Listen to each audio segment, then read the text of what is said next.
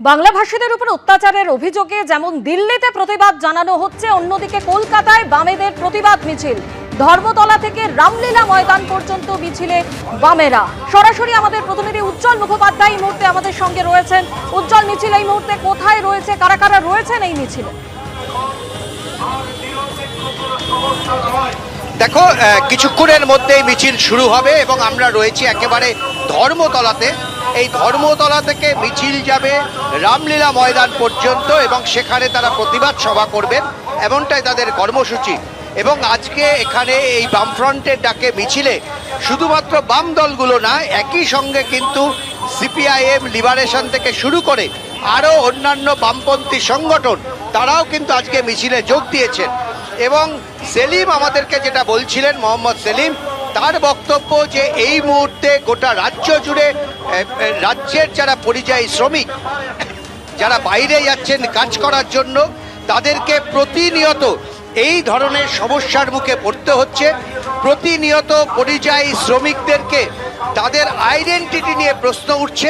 ফলে সেই জায়গায় রাজ্য সরকারের দায়িত্ব হচ্ছে, নির্দিষ্ট দায়িত্ব তাদেরকে প্রোটেক্ট করা, তাদের পাশে দাঁড়ানো এবং তাদের হয়ে কেন্দ্রীয় সরকারের কাছে দরকার হলে দরবার করা।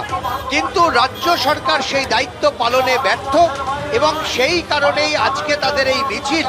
যে একদিকে যেমন এই মিছিল থেকে দাবি উঠবে যে গোটা দেশ জুড়ে যেভাবে বাংলাভাষীদের উপরে আক্রমণ করা হচ্ছে, তাদেরকে দিনের পর দিন আটকে রাখা হচ্ছে, তার প্রতিবাদ হবে।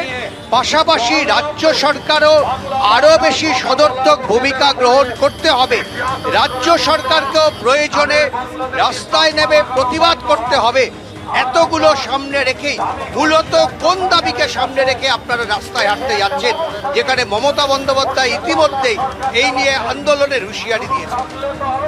এই বিজেপির দিল্লির ফরমান, এইটা মানুষ মানবে না, বাংলার মানুষও মানবে না। ভাষার নামে বাংলার মানুষকে বিপর্যস্ত করা হচ্ছে। শুধু ভাষা না, সব মিলিয়ে বাংলার মানুষ কি অপরাধ করেছে?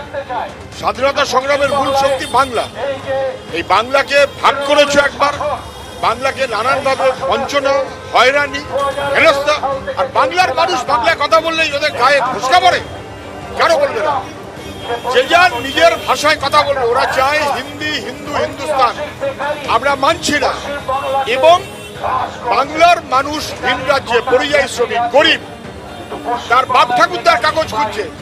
যত গরিব তত তার কাগজের জোর কম। এই আক্রমণটা দিল্লির শুধুমাত্র বাংলাভাষী মানুষের বিরুদ্ধে না, গরিব মানুষের বিরুদ্ধে। এর বিরুদ্ধে রুখে দাঁড়াতে হবেই। বাংলার স্বার্থেই এই রুখে দাঁড়ানো। মমতা ব্যানার্জি পারবে না। 2003 সালের নাগরিক সংশোধনী আইন মমতা ব্যানার্জি তাকে সমর্থন করেছিলেন। কেন? বাংলার মানুষের মৃত্যু পরোয়ানা করা হয়েছে, বিশেষ করে বাংলার গরিব মানুষ। তার মৃত্যু পরোয়ানা 2003 সালের নাগরিকত্ব আইন। এনডিএ সরকার, মমতা ব্যানার্জি সেই সরকারের শরীর। কেন কখনো আপত্তি করেন? কেন কখনো রাস্তায় নামেন? বিভিন্ন রাজ্যে যখন বাংলার মানুষকে পুশব্যাক করানো হয়েছে, দাঁড়ানো হয়েছে, হান্নান মোল্লা গিয়ে দাঁড়িয়েছে, বৃদ্ধাকার দাঁড়িয়েছে, বাসুদেব আচার্যরা দাঁড়িয়েছে। কোথায় ছিল মমতা ব্যানার্জি? এখন নাটকবাজি করার জন্য করছে। কখনো ধর্ম, কখনো ভাষা, ভাগাভাগি করে দাও। হয় বিজেপির লাভ, নাহলে তৃণমূলের লাভ। বাংলার মানুষ ডুববে, এসব ফরমান মানি না। এটাই কিন্তু আজকে মিছিলের মূল স্লোগান। এবং অতনু যে ছবি দেখাচ্ছে, দেখতে পাচ্ছ যে ধর্মতলাতে কিন্তু ক্রমশ ভিড় বাড়তে শুরু করেছে। বিভিন্ন সংগঠনের যারা নেতাকর্মীরা রয়েছেন তারা কিন্তু রাস্তায় নামছেন। তাদের হাতে মূলত যে প্ল্যাকার্ড তুমি দেখতে পাচ্ছ, আসামের বিজেপি সরকারের মুখ্যমন্ত্রীর বাংলাভাষী মানুষের সম্পর্কে বিকৃত এবং বিদ্বেষপূর্ণ বক্তব্যের প্রতিবাদে সমস্ত মানুষ এক হও।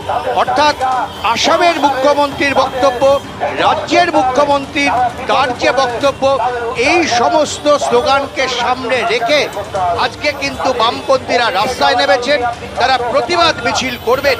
একই সঙ্গে এই স্লোগানও আমরা দেখতে পাচ্ছি, বাংলার মানুষকে বাংলাদেশি আখ্যা দিয়ে পুশব্যাক করা চলবে না। অর্থাৎ এই স্লোগান, বিভিন্ন মনীষীর ছবি দেওয়া এই স্লোগান বাংলা ভাষাকে রক্ষা করতে হবে, বাংলাভাষী মানুষকে রক্ষা করতে হবে।